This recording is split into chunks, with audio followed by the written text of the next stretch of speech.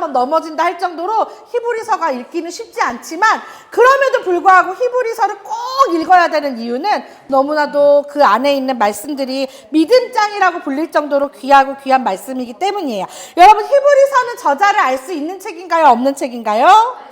네, 173페이지에 있는 리딩 가이드에 있으면 기록되어 있어요. 히브리서는 신약 성경 중 저자가 알려지지 않은 유일한 편지입니다.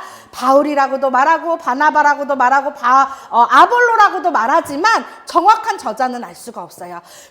대신 받는 사람들은 대충 누군지 알 수 있어요. 그 힌트들이 히브리서 안에는 구약에 대한 이야기, 제사에 대한 이야기가 많이 나오기 때문에 구약과 제사에 다 능통한 그 문화들을 다 알고 있는 히브리인들, 유대인들이 받았을 것이다 라고 생각해서 책의 제목도 히브리서라고 기록되게 되었어요. 그러니까 유대인들 중에서도 믿는 성도들이겠죠. 그러니까 정확히 저자는 유대인 성도들, 히브리인 성도들에게 보내는 편지가 히브리서다. 그리고 또 한 가지, 기록된 연대는 대충 알 수 있어요. 보통 AD 60년대 후반으로 보고 있어요. 60년대 후반에, 그럼 정리해 봅시다. 누가 썼는지는 알 수 없지만 AD 60년대 후반, 그러니까 AD before, 알지 정우야?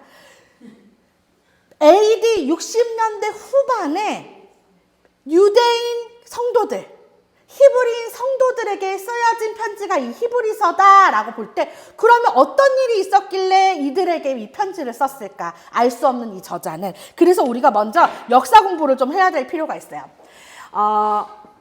AD 64년 7월 18일에서 19일 64년 7월 18일에서 19일로 넘어가는 아주 깊은 밤에 로마의 경기장에서 불이 났어요. 로마 경기장이라고 하면 이 북서쪽 쪽에서 불이 시작했어요. 근데 너무 깊은 밤이었어요. 이 당시에 로마에는 불을 끌 수 있는 다 시설들이 있었음에도 불구하고 이 불이 났던 시기가 너무 늦은 밤이어서 사람들이 불이야! 라고 소리 질러도 불을 쉽게 끌 수 있는 환경이 아니었대요. 거기다 더더군다나 이 로마에는 전쟁이 나지 않은 전쟁이 오랫동안 이 로마 시내 안에서 없었기 때문에 집들이 타닥타닥 나무 집들로 이렇게 붙어 있는 구조였어요. 그러니까 한 번 불이 붙으니까 거기 있는 로마 시내가 불이 싹 붙었어요. 그래서 이게 로마 지역이면 이쪽에 강이 있고요. 여기에 4구역, 여기에 10구역이 있는데 그 불로 인해서 이 10구역이 다 소실되었어요. 그 불이 공식적인 문헌에는 9일에서 약 10일 정도 타올랐대요. 우리 몇 년 전에 혹시 기억나세요? 고성산불? 그 잠깐 밤사이에 불났을 때도 전국에 있는 소방차들이 다 달려왔잖아요. 기억나시죠? 기억나요. 왜? 여기가 중공 떨어지기 전인데 불나는 줄 알고 막 어머니 아버지 막 캐리어 끌고 강렬시장이 막 피해서 들어오고 나 경찰서 전화했는데 거긴 못 갑니다. 그래서 막 울고 그랬거든요. 그런데 옛날 그 로마 시대에 그 로마 시내에 9일에서 10일 정도 공식적인 문헌에 불이 활활 타오른 거예요. 사람들이 겨우 몸만 챙겨가지고 막 언덕으로 올라가서 지금 내 집이 타는 걸 보는 거예요. 내 재산이 타는 걸 보는 거예요. 못 나오는 연로한 부모님, 어린 아이들, 가축들이 울며불며 죽는 장면을 언덕에서 로마 시민들이 보는 거예요. 여러분들 그 감정을 기억을 해보세요. 난리 쌩 날린 거예요. 지금 그 상황이. 그 상황 속에서 이들이 어떻게 해요? 불이 꺼지자 이 불 누가 냈는데 그러면서 로마 시민들이 화가 났어요. 잡아야 돼, 방화범을. 그래서 그렇지, 10구역 불나는 동안 유일하게 남아있는 4구역 여기엔 누가 살고 있었어요? 누가? 유대인이 살고 있었어요. 왜냐면 그때 당시 지금 우리나라는 강남이 잘 살고 강북이 조금 보통처럼 살지만 그 당시 로마는 강북이 더 잘 살았대요. 유대인들이 그 당시에도 경제활동을 되게 열심히 했나 봐. 그래서 잘 사는 강북에 유대인들이 많이 살고 있었던 거예요. 그래서 이 로마인들이 쫓아가요. 유대인이네! 그러면서 유대인을 죽이겠다고 잡아갔더니 딱 그 당시 황제의 부인이었던 왕비 포비아가 막아서요. 아니에요! 유대인 아니에요. 왜? 자기도 유대인이거든. 그래서 유대인을 막아줘요. 유대인 아니면 누군데? 두 번째 타켓이 누구예요? 헤롯이래. 헤롯을 너무 사랑하네. 그 다음 누구예요? 그 당시 황제인 네로. 네로가 범인이네! 그러면서 로마 시민들이 다 쫓아서 네로를 죽이겠다고 당장 나오라고. 그런데 왜 네로라고 찝었을까? 불이 났던 경기정 북서쪽에서 네로가 발표한 적이 있었거든요. 이렇게 오래된 구도시 싫어. 보기 안 좋아. 다 밀어버리고 우리 새롭게 도시를 만듭시다! 라고 발표했던 것이 그 불이 났던 그 지점인 거예요. 네로네. 네로 죽이겠다고 막 로마 시민들이 달려갔어요. 그런데 네로가 그냥 넘어갈까요? 아니야, 나 아니야. 야, 그 사람들이네 하고 세 번째로 지목한 사람들이 바로 누구예요? 그리스도인인 거예요. 여러분 잘 보세요. 처음에 유대인에게로 갔던 타켓이 그 다음으로 네로에게 갔는데 네로는 자기가 범인이 아니라는 것을 이야기하기 위해서 그 당시 로마 사람들이 싫어하던 사람. 야, 쟤네 인육 먹는데, 살과 피 먹는데, 그게 바로 뭐예요? 우리가 하는 성만찬. 성만찬을 함께 떼면서 이것은 예수님의 살입니다. 이것은 예수님의 피입니다. 뒤 밖에서 들으면 어떻게 살과 피를 인육 먹는 자들, 또 근친혼하는 자들. 무슨 얘기야? 형제님, 자매님 이렇게 불렀어. 그런데 나왔는데 막 부부야. 그러니까 그런 오해들 아닌 오해들을 받고 있던 그리스도인들이 세 번째 타켓이 됐어요. 그리스도인들이다. 네로는 전폭적으로 그리스도인들을 박해하고 이들을 고문하는 것을 허용해요. 그래서 그리스도인들이 이 로마 대화재의 범인이 되었어요. 단순한 협박에서 끝나지 않았어요. 로마로 들어오는 성문에 긴 장대를 달아서 그리스도인들을 매달고 불에 태워서 그들을 야경에, 그러니까 밤중에 조명으로 쓰기도 했고요. 그들을 발가벗겨서 경기장 안에 넣어놓고 굶주린 사자와 잡아먹히고 도망가는 그 모든 모습들을 수많은 로마 시민들이 보도록 다 그렇게 엔터테인먼트처럼 그렇게 막 사람들을 그리스도인들을 박해하고 박해했어요. 그러면은 정작 그리스도인들 안에서는 어떤 일이 벌어졌을까요? 그들은 그 박해를 피하기 위해서 동굴로 숨어들어요. 그걸 뭐라고 하죠? 아시는 분? 뭐라고? 상철씨? 카타콤이라고 하는 지하 깊숙한 곳에 그때 뭐 포크레인이 있었겠어요? 다 그냥 파서 들어가는 거예요. 개미굴처럼. 그리고 거기에 자기들만이 아는 표시, 이 물고기 표시를 해서, 근데 요렇게 생겼지만 약간 달라. 진짜 물고기 표시를 잘 그리스도인들끼리 아는 그 물고기 표시를 따라가야지 사람들이 살 수 있는 공간이 나오고, 그 조금 비스무리하지만 다른 가짜 물고기를 쫓아가면 죽는 거예요. 길이 없어져서.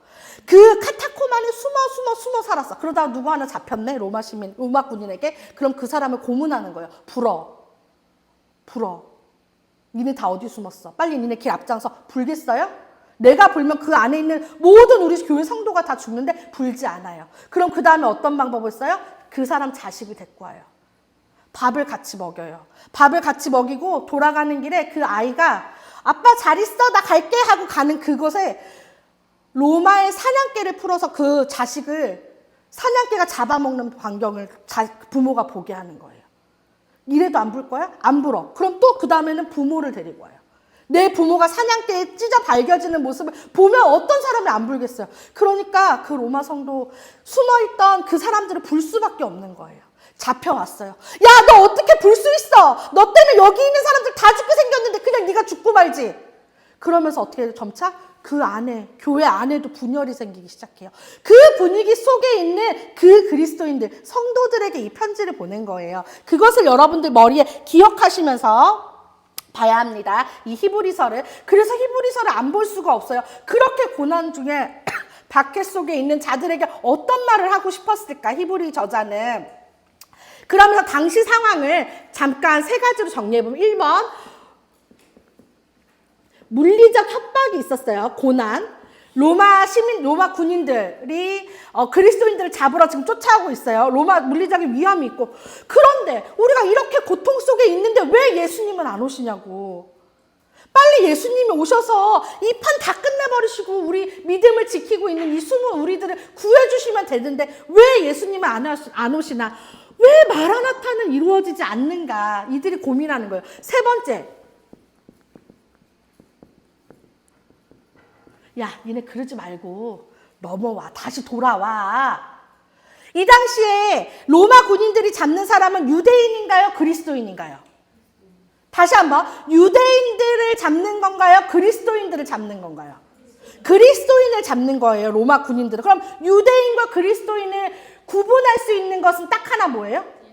예수님. 유대인한테 가서 하나님 믿어? 네, 믿어요. 그리스도인한테 가서 너 하나님 믿어? 네, 믿어요. 예수님은? 네, 하나님 믿어요. 아니, 예수는 믿냐고. 하나님 믿어요. 예수는. 그리스도인이라면 예수님을 믿어요라고 말할 텐데 유대인이라면 아니요. 예수에 대해서 저주하겠죠. 아유, 그 사람 사칭범이에요. 아, 우리 메시아 아니에요. 그 사람 사칭범이에요. 이걸로 로마 군인들은 유대인과 그리스도인들을 구분했을 거란 말이에요. 이렇게 하는 상황 속에서 유대교에서는 계속 다시 돌아와라, 다시 돌아와라 회유와 협박이 그들에게 있었을 거예요. 이 상황들을 머리에 넣으시고 히브리서로 들어가겠습니다. 히브리서 저자는 앞에 다른 서신서와 다르게 인사말 따위 없어. 지금 급해요. 빨리 들어가야 돼. 그래서 처음 시작을 뭐라고 이야기하냐면 옛적의 선지자들을 통하여 여러 부분과 여러 모양으로 우리 조상들에게 말씀하신 하나님이 이 모든 날 마지막에는 아들을 통하여, 아들이 누굴까요? 예수님, 바로 예수님 얘기부터 들어가는 거예요. 왜? 이들이 지금 흔들리고 있거든요. 예수님을 내 구주라고 고백하는 것이 내 목숨만이 아니라 우리 가족의 목숨이 달린 일이고 우리 교회의 생사가 달린 일이기 때문에 예수님에 대해서 정확하게 얘기를 하고 넘어가야 되는 거예요. 그래서 다짜고짜 예수님부터 이야기하는 거예요. 예수님은 뛰어나시다. 여기서부터 시작입니다. 예수님은 뛰어나시다. 첫 번째 1번. 그 전에는 1절이에요. 그 전에는 선지자들을 통해서 여러 부분과 모양으로 하나님께서 너희들에게 말씀하셨지만 2절 마지막 날에는 아들을 통하여 예수 그리스도를 통하여 우리한테 말씀하실 거다. 그러니까 선지자가 높은 거예요? 예수님이 높은 거예요? 예수님이 높다라는 것을 이야기하는 거죠. 1장 1절부터 3절은 예수님은 모든 선지자보다 뛰어나다를 이야기하고 있어요. 좀 더 보겠습니다. 그래서 그 아들 예수님은 어떤 분이시냐면 하면서 이야기하는 게 첫 번째 2절 끝에 이 아들을 만유의 상속자로 세우셨어요. 그리고 또 그로 말미암아 모든 세계를 지으셨고 세 번째 하나님의 영광의 광채시며 그 예수님은 본체의 형상이시고 만물을 붙드시며 죄를 정결하게 하시고 그리고 지금은 어디 계시다? 높은 곳에, 지금 3절 끝이에요. 높은 곳에 계신 지극히 크신 이의 우편에 앉아 계신다. 이렇게 예수님에 대해서 설명을 하고 있어요. 그러니까 하나님과 예수님은 가장 가까이 붙여서 설명을 하는 거예요. 그분 바로 옆자리에 계신 그분이 바로 예수님이야. 너희들이 지금 흔들리는 그 예수님, 그분이 바로 하나님 바로 지금 옆에 앉아 계셔. 그분은 너희들이 그렇게 대단하다고 얘기했던 선지자보다도 높은 분이야 라고 이야기해요. 1장 4절부터 2장 18절은 누구보다 뛰어나다고 얘기하냐면 천사들보다 뛰어나다라고 이야기하고 있어요. 왜 갑자기 생뚱맞게 천사가 나오냐면 그 당시에 유대인들은 그런 생각을 갖고 있었어요.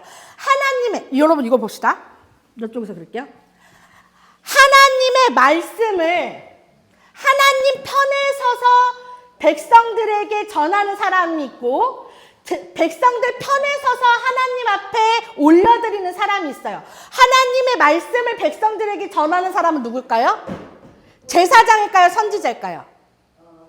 제사장. 다시 한번. 하나님 편에 서서 백성들에게 말하는 사람은 제사장이에요? 선지자예요? 선지자. 백성들 편에 서서 하나님께 올려드린 사람은 제사장이에요? 선지자예요? 제사장. 요 구분이 되셔야 돼요. 삐까삐까 아닌가요? 삐까삐까일 수 있지만 전혀 삐까삐까가 아니에요. 하나님 편에 서서 백성들에게 말하는 사람은 선지자. 백성들 편에 서서 하나님께 제사 드린 사람은 제사장. 방향이 다른 거예요. 그런데 그 당시에 유대인들은 선지자와 같은 역할을 누가 한다? 천사들이 한다고 보는 거예요. 그러니까 하나님 편에 서서 말씀을 전하는 선지자, 하나님 편에 서서 말씀을 전하는 천사. 그러니까 첫 번째, 선지자보다도 뛰어나신 예수님. 두 번째, 천사들보다 뛰어나신 예수님을 이야기를 두 번째 하고 있습니다. 그 말씀 한번 볼게요. 1장 4절. 1장 4절에 보면 그가 천사보다 훨씬 뛰어남은 그들보다 더욱 아름다운 이름으로 기업을 얻으심이니 하고 시작하고 있어요. 여기서 볼게요. 1장 4절부터 14절까지 쭉 말씀은 어떤 말씀이냐면 예수님은 천사보다 뛰어나시다. 어떻게 뛰어나시냐? 완벽한 신으로서 뛰어나시다. 1장 4절부터 14절까지. 그래서 14절 마지막 절만 읽겠습니다. 시작.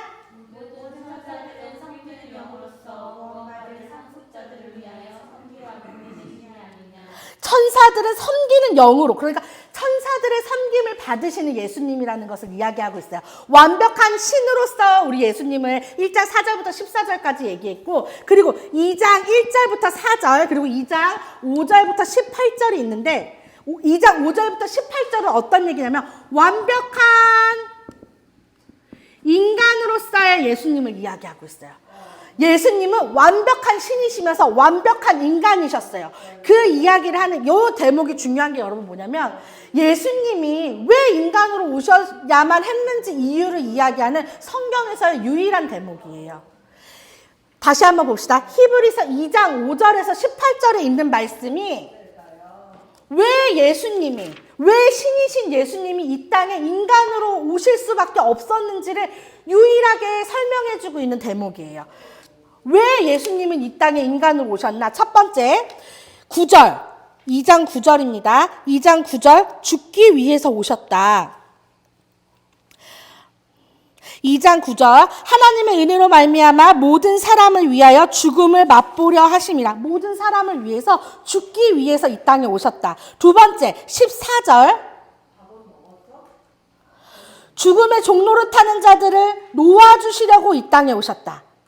죄송해요. 마귀를 멸하시기 위해서 오셨다. 두 번째. 세 번째 15절. 죽음의 종로로 타는 자들을 놓아주시려고 오셨다. 네 번째. 오직 아브라함의 자손을 붙들어 주시려고. 16절이에요. 오직 아브라함의 자손을 붙들어 주려고 오셨다.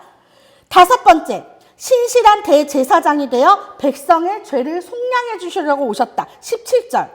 18절 마지막. 왜 예수님은 인간이 되셨는지 설명하는 마지막 18절. 시험받는 자를 도우시려고 오셨다. 다른 거 설명을 다 빼고 18절만, 그러니까 그 여섯 번째 이유만 설명하자면 예수님이 완벽한 인간으로 오셔야지만 우리의 아픔을 그대로 이해하실 수가 있잖아요. 찔렀을 때 피가 나고 아픈 걸 아시는 예수님만이 우리가 찔렸을 때 얼마나 아픈지를 아시고 이해하시니까. 그러니까 예수님은 어떻게 오셨다고요? 완벽한 신이시지만 완벽한 인간으로 이 땅에 오셨다는 거예요. 그런데 여기서 여러분 중요한 건 또 여기에요. 2장 1절에서 4절. 완벽한 신이시며 완벽한 인간으로 오신 예수님께서 천사들이 가져다 준, 천사들이 시내산에서 천사들이 이스라엘 백성들에게 전하여 준 말씀도 듣지 않았던 이스라엘 백성인데 하물며 천사보다 뛰어난 예수님의 말씀을 듣지 않는 너희들에게는 어떤 화가 임하겠니? 라고 2장 1절부터 4절에 경고하고 있는 구조예요. 조금 어렵죠. 히브리서 그래서 조금 설명이 필요했어요. 천사들보다 뛰어나신 예수님은 완벽한 신이시며 완벽한 인간이신데 천사들이 전하여 준 말을 안 들었을 때 그들이 고통받았던 것들을 너희들이 기억한다면 그보다 높으신 예수님의 말씀을 듣지 않는 자에게는 어떤 벌이 임하겠니? 라고 경고하고 있는 거예요. 2장 1절에서 4절. 이렇게 해서 히브리서 저자는 모든 선지자보다 뛰어나고 천사보다 뛰어나신 예수님에 이어서 세 번째, 모세보다 뛰어난 예수님에 대해서 설명하고 있어요. 모세보다 뛰어난 설명은 3장으로 들어갑니다. 3장 2절에 보시면 하나님의 온 집이라는 표현이 있어요. 하나님의 집이 있어요. 그러면 모세는 어떤 역할을 했냐면 이 집을 모세는 섬기는 종이었대요. 그러면 예수님은 어떤 존재라고 이야기하냐면 그렇죠. 이 집을 맡은 아들인 거예요. 여기까지는 이해가 어렵지 않죠. 모세는 하나님의 집을 하나님의 집을 섬기는 종이야. 그랬다면 예수님은 누구냐고? 이 집을 맡은 아들이야. 그런데 중요한 포인트는 모세도 아니고 예수님도 아니고 그 다음에 이어서 말씀하시는 6절이에요. 6절 읽어보겠습니다. 시작. 그리스도는 하나님의 집을 맡은 아들로서 그와 같이 하셨으니, 그 뒤에 우리가 소망의 확신과 자랑을 끝까지 굳게 붙잡고 있으면 우리는 그의 집이라. 우리가 뭐가 된대요? 소망의 확신과 자랑을 끝까지 굳게 붙잡고 있으면 이것이 곧 우리가 된대요. 하나님의 집이.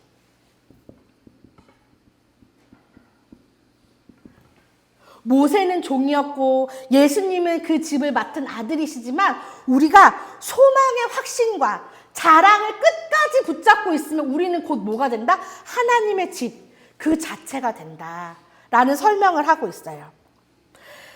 계속 이렇게 이야기하는 이유는 그 당시 분위기를 계속 여러분들이 머리에 담아두셔야 돼요. 흔들리고 고민하고 갈등하는 그 믿음이 흔들리는 그 성도들에게 이런 확신을 주고 싶었던 거예요. 너희들 힘들지? 하지만 끝까지 우리 버티자. 그러면 하나님의 집이 곧 너희의 집이 될 거야. 라는 그런 어떤 뭐라 그러지? 소망을 계속 주고 싶어 했어요, 저자는. 그리고 네 번째로 넘어가면 멜기세덱에 대해서 이야기를 합니다.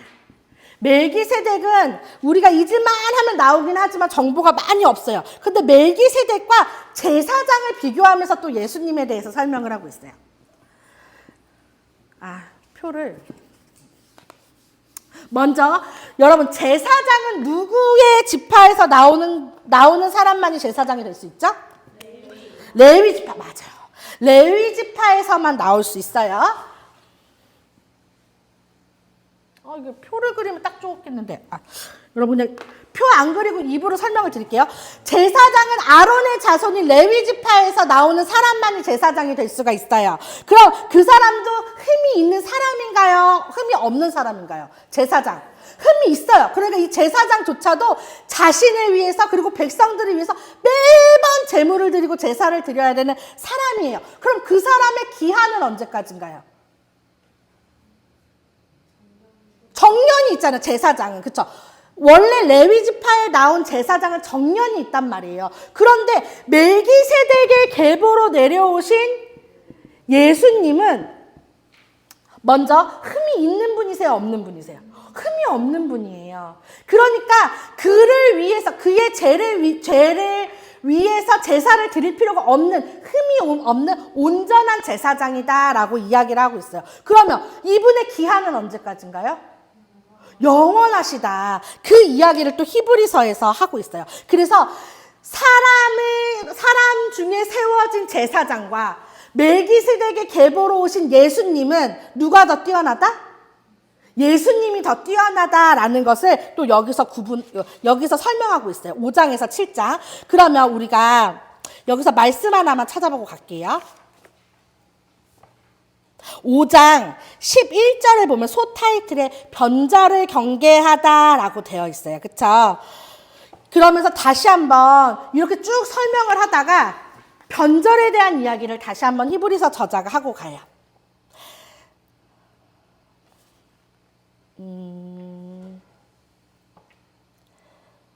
6장으로 넘어가서 4절 읽어볼게요. 한번 빛을 받고 하늘의 은사를 맛보고 성령에 참여한 바 되고 하나님의 선한 말씀과 내세의 능력을 맛보고도. 여기까지만. 4절, 5절 한번 여러분 찬찬히 눈으로 다시 한번 보세요. 한번 빛을 받고 하늘의 은사를 맛보고 성령에도 참여한 바 되었어요. 그리고 하나님의 선한 말씀과 내세의 능력도 맛봤어요. 구원받은 성도였던 거예요. 그쵸? 그런데 그가 어떻게 됐대요? 6절에 타락한 자가 되었대요. 믿음이 있었던 성도가 그 당시에 배교하는 자들이 많았을 거잖아요. 그렇게 배교하면서 떠나간 자들이 되어버린 거예요. 그리고 저주하는 자가 되어버린 거예요. 그랬을 때 그들에게 뭐라고 얘기하냐면 말씀에서는 6절에 타락한 자들은 다시 새롭게 하여 회개하게 할 수 없나니 요 부분이 있는데 요 부분은 뭐 되게 신학적으로 어렵지만 어떤 예를 들을 수 있냐면 너무 사고치는 아이가 있는 거예요. 몇 번 경고를 했어. 그러지 마라, 그러지 마라. 그러다가 끝내 안 되면 옛날 아버지들 뭐라 그래요? 야, 이놈 새끼다! 너 그냥 호적에서 파 나가버려! 막 그렇게 얘기하잖아요. 너 이제 내 자식도 아니야! 그런 의미로 여러분 보시면 돼요.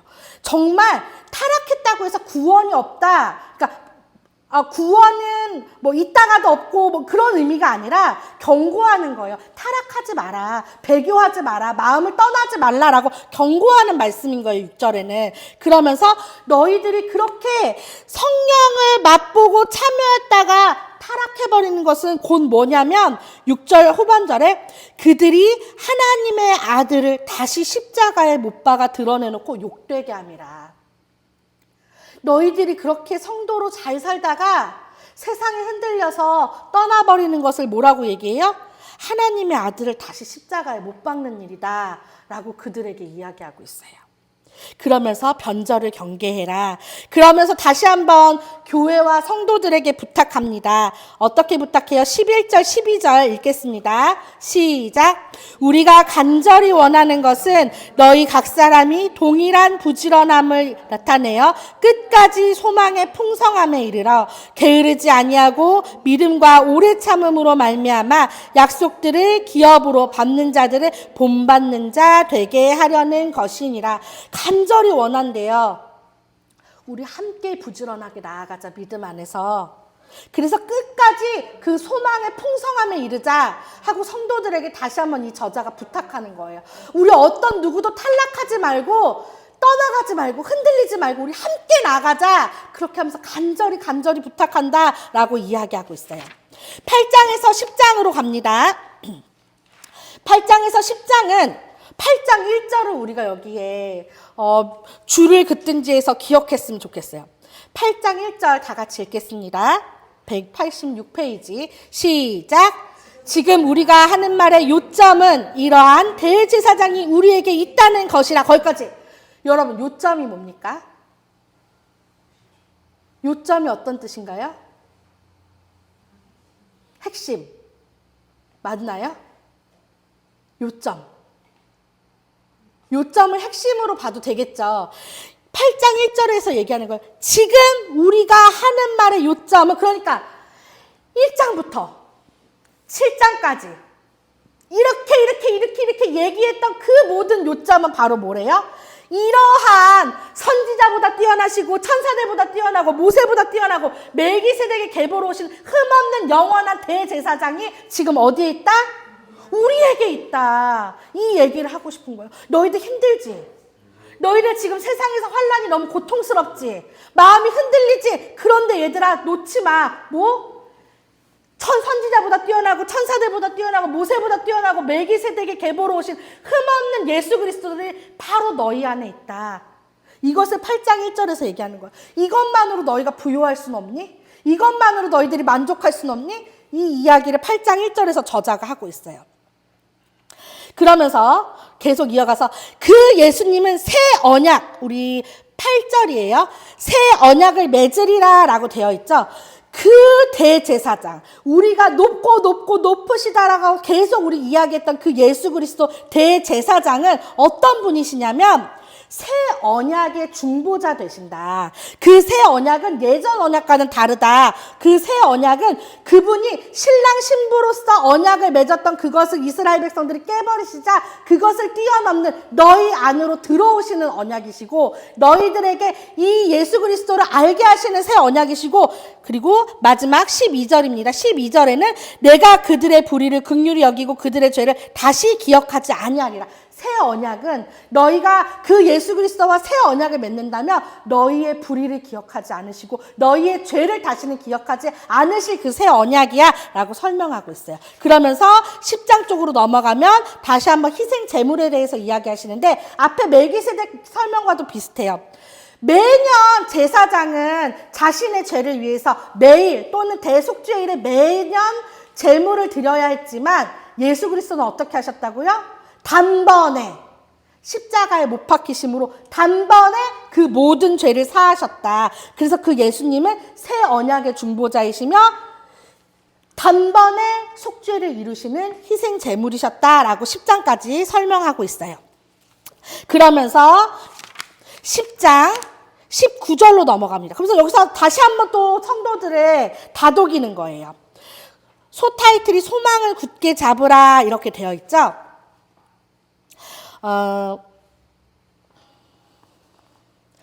여기에 보시면 23절부터 읽어보겠습니다. 시작. 또 약속하신 이는 미쁘시니 우리가 믿는 도리에 소망을 움직이지 말며 굳게 잡고 서로 돌아보아 사랑과 선행을 격려하며 모이기를 패하는 어떤 사람들의 습관과 같이 하지 말고 오직 권하여 그날이 가까움을 볼수록 더욱 그리하자. 여기까지. 성도들끼리 마땅히 해야 하는 일이에요. 어제 희연자매가 잠깐 카페에 놀러 왔을 때 그런 얘기를 했어요. 우리가 나이가 한 살 먹는다는 것은 어떤 얘기예요? 우리가 천국으로 가는 그날이 조금 더 가까워졌다는 얘기예요. 나이가 먹었음을 힘들어하고 슬퍼하지 않아도 될 것은 어차피 내가 끝에는 천국에 갈 건데 그 천국으로 갈 날이 1년만큼 더 가까워진 거예요. 예수님이 언제 오실지는 알 수 없지만 그 날이 정해져 있으니까 그날만큼 우리가 더 가까워진 거예요. 그쵸? 우리는 천국에 다 갈 거예요, 여러분. 그러니까 어떻게 하래요? 말씀 방금 읽었죠? 그날이 가까움을 볼수록 더욱 그리하자. 어떻게 하지요? 서로 돌아보아 사랑과 선행을 격려하며 모이기를 패하는 어떤 사람들의 습관과 같이 하지 말고 오직 권하여 그날이 가까움을 볼수록 더욱 그리하자. 여러분 옆 사람 쿡쿡쿡쿡 찔러주세요. 쿡쿡쿡쿡 찔러주면서 찔르지만 말고 선행과 뭐래요? 선행과 사랑을 격려해 주래. 잘하고 있다고 옆에 사람 격려해 주세요. 잘하고 있다고 격려해주고 또 어떻게 해야 돼요? 모이기를 패하는 자 같이 하지 말고 우리 자주 모이고 그쵸?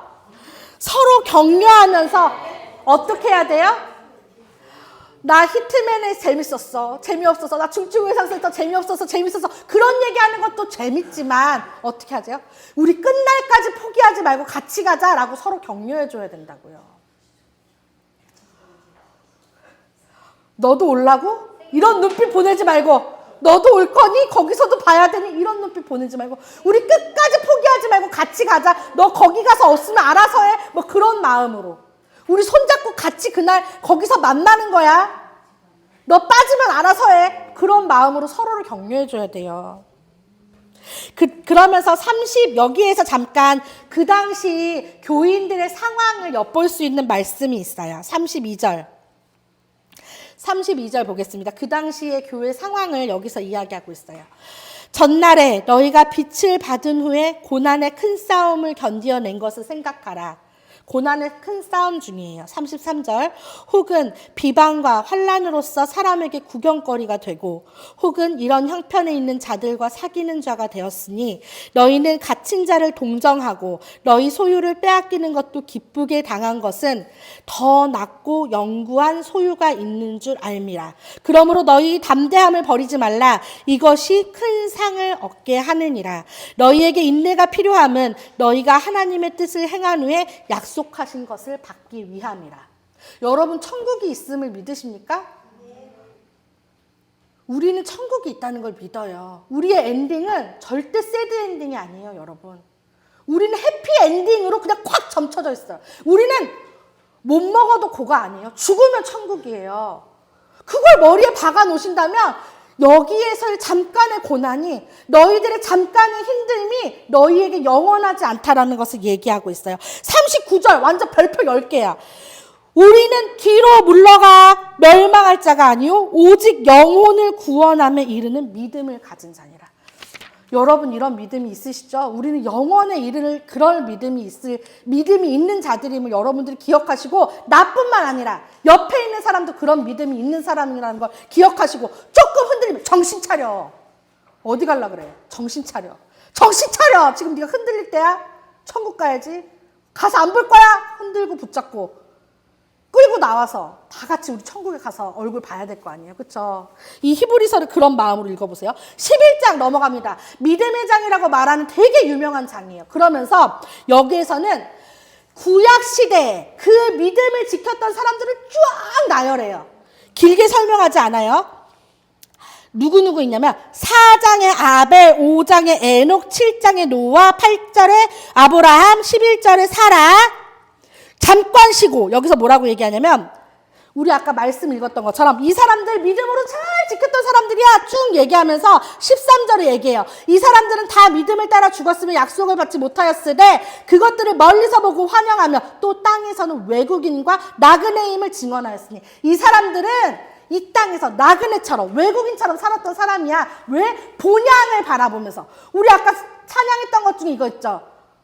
우린 나그네로 왔는데 왜 주저앉게 되었나? 나는 청지기인데.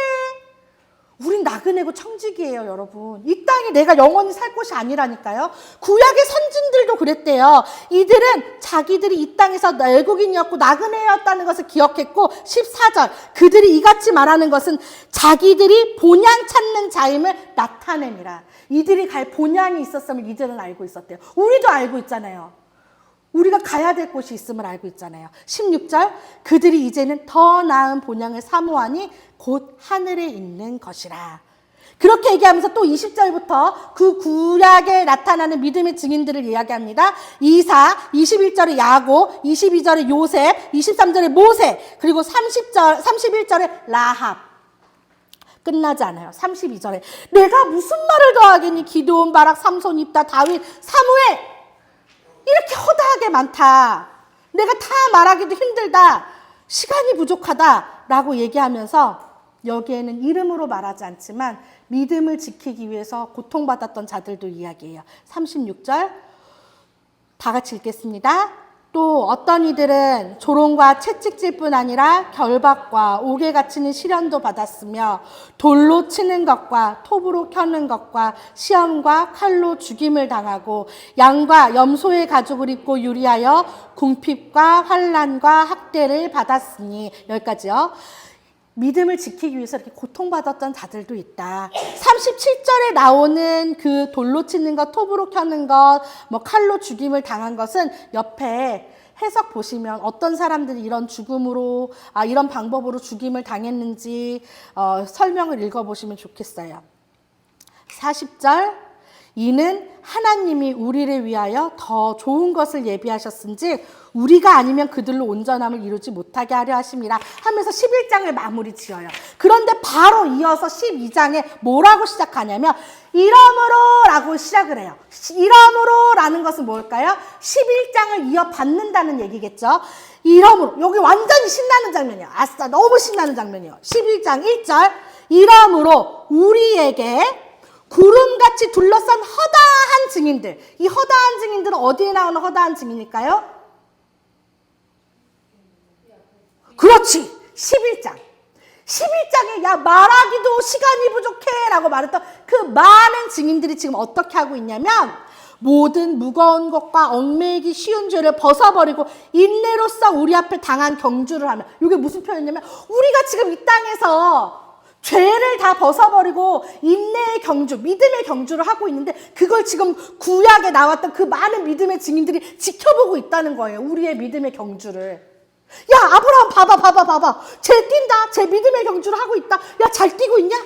그럼 모세도 얘기하는 거야. 야 봐봐. 쟤 뛰고 있어. 야 지금 넘어졌는데 다시 일어서서 또 뛰겠지? 하는 식으로 믿음의 경주를 우리가 지금 이 땅에서 달려나가고 있는 그 믿음의 경주를 누가 보고 있대요? 허다한 증인들이 둘러싸서 보고 있대요. 너희들이 혹시 그 믿음의 경주를 하다가 힘들면 3절 누구를 생각하면 되냐면 너희가 피곤하여 낙심하지 않기 위하여 죄인들이 이같이 자기에게 거역한 일을 참으신 일을 생각하라. 여러분 우리가 신앙 지키고 믿음 지키겠다고 힘들고 넘어질 때마다 누구를 기억하면 되냐면 죄인들이 자신을 거역하고 떠나버리셨던 그 마음을 가지셨던 우리 하나님 아버지 예수 그리스도를 기억하면 된대요. 그러면서 혹시 우리가 이 땅에서 살면서 생기는 징계에 대해서는 어떻게 생각하면 되냐면 7절이에요. 너희가 참음은 징계를 받기 위함이라. 하나님이 아들과 같이 너희를 대우하시나니 어찌 아버지가 징계하지 않는 아들이 있으리요. 징계는 다 받는 것이거늘 너희에게 없으면 사생자여 친아들이 아니니라. 우리 아들이 뭘 잘못했어요? 옆에 아들도 잘못했어. 내 아들은 혼낼 수 있지만 옆에 아들은 혼낼 수 있나요? 쉽지 않아요. 내 아들 같은 마음이 있어야지 걔를 혼낼 수 있는 거예요. 이 말씀인 거예요. 하나님이 너희들을 혼내지 않고 그냥 내버려두면 너희는 하나님의 친아들이 아니야. 사생자지. 그 이야기를 하셔요. 너희들이 세상의 아버지에게도 징계를 받지만 하늘 아버지에게도 징계를 받을 거다. 10절. 왜? 오직 하나님은 우리의 유익을, 우리가 잘되게 하시기 위해서 우리를 그의 거룩에 참여하게 하시려고 징계를 주시는 것이다 라고 이야기해요. 그러면서 쭉 넘어가서 22절에 예전 사람들은 접근하면 죽는다고 했던 신의 산에 가는 거지만 22절에 이제 이 약속을 받은 너희들이 갈 곳은 어디냐면 시온산 곧 하늘의 예루살렘이다 라는 것을 히브리서 저자가 12장에 설명하고 있어요. 드디어 마지막 장 13장입니다. 쭉 이렇게 설명하시면서 아까 얘기했죠. 오래된 박해 때문에 개개인만 힘들었던 게 아니에요. 가정만 깨지는 게 아니에요. 숨어있던 믿음을 지키는 공동체, 교회가 깨질 판인 거예요. 그래서 13장에는 공동체에 주는 메시지를 다시 한번 정리합니다. 13장 1절부터 읽겠습니다. 시작! 형제 사랑하기를 계속하고 손님 대접하기를 잊지 말라. 교회의 공동체에 얘기하시는 거예요. 이로써 부지 중에 천사들을 대접한 이들이 있었느니라. 맞죠. 아브라함도 그랬어요. 롯도 그랬어요. 3절. 너희도 함께 갇힌 것 같이, 다 같이 시작. 너희도 함께 갇힌 것 같이 갇힌 자를 생각하고 너희도 몸을 가졌은즉 학대받는 자를 생각하라. 모든 사람은 결혼을 귀히 여기고 침소를 더럽히지 않게 하라. 음행하는 자들과 간음하는 자들을 하나님이 심판하시리라. 돈을 사랑하지 말고 있는 바를 족한 줄로 알라. 거기까지 이렇게 공동체에 대한 메시지를 13장에서 쭉 주시면서 9절로 뚝 뛰어 넘어가 볼게요. 시작!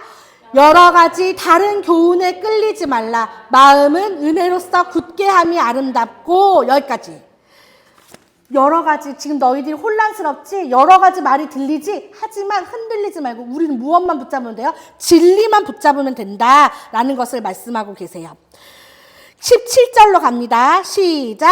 너희를 인도하는 자들에게 순종하고 복종하라. 그들은 너희 영혼을 위하여 경성하기를 자신들이 청산할 자인 것 같이 하느니라. 그들로 하여금 즐거움으로 이것을 하게 하고 근심으로 하게 하지 말라. 그렇지 않으면 너희에게 유익이 없느니라. 성도들이 교회 지도자들을 이렇게 생각해야 된다라고 말씀하시는 게 11절과 17절에 있는 거예요.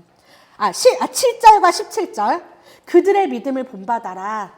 그들의 근심 있게 하지 말고 즐겁게 사역할 수 있게 도와라.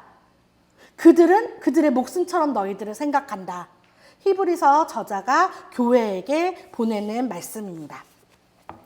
이렇게 하면서 이 히브리서 저자는 하고 싶었던 말은 무엇이냐면 지금 너희들이 받고 있는 박해, 고난, 그게 쉽다는 게 아니야. 그게 어려워. 하지만 우리가 끝날에 받을 영원한 상급에 비하면 이건 우리들이 버틸 수 있어. 왜?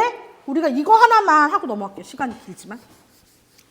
믿음의 주요라는 표현이 어디 나오죠? 몇 장? 12장 2절. 이 말씀은 그냥 선물로 주는 액자나 이런 데도 많이 기록되어 있는 말씀인데 아까 그 경주 얘기를 하면서 막 우리가 믿음의 경주를 이 땅에서 해요.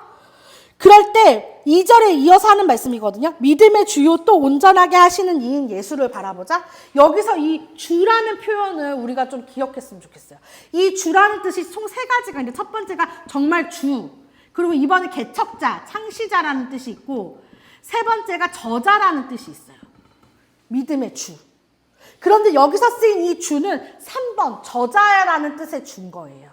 그럼 이것을 바꿔서 읽어봅시다.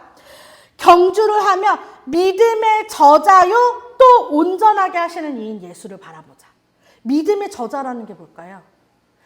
내가 이 책을 썼어요. 막 이렇게 뭐라지? 원고지에다 썼어. 출판사에 보냈어요. 아직 나오기 전인데, 그 대목 바꿔야 되겠어. 다시 주세요. 그러면 이 책에 있는 이 내용을 바꿀 수 있어요, 없어요? 있죠. 왜? 내가 저자니까.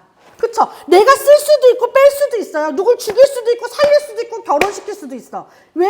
내가 저자니까. 그런데 우리 믿음의 주가 누구신데요? 하나님이신데요. 예수님이신데요. 그러니까 그 말은 뭐예요? 우리의 믿음의 분량만큼 하나님께서 우리에게 허락하신다는 거예요.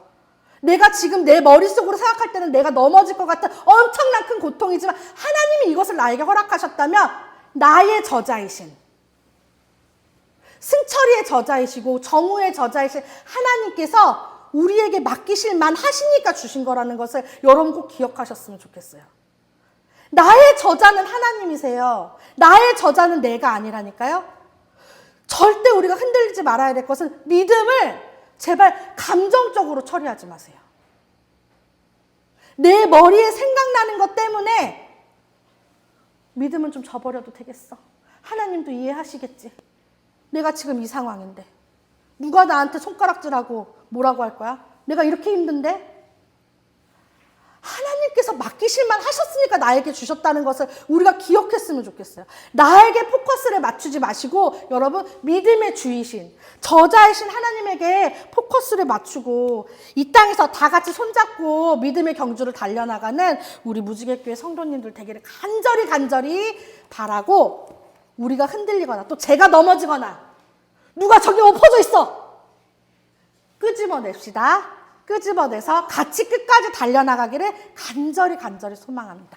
다음 주는 바이블온 마지막 시간입니다. 아직 요한 1, 2, 3서도 못 보고 요한 계시록도 못 봤지만 여러분 은혜롭게 다음 주 잘 끝낼 수 있도록 성경 꼭 읽고 다음 주에 만나도록 하겠습니다. 마치겠습니다.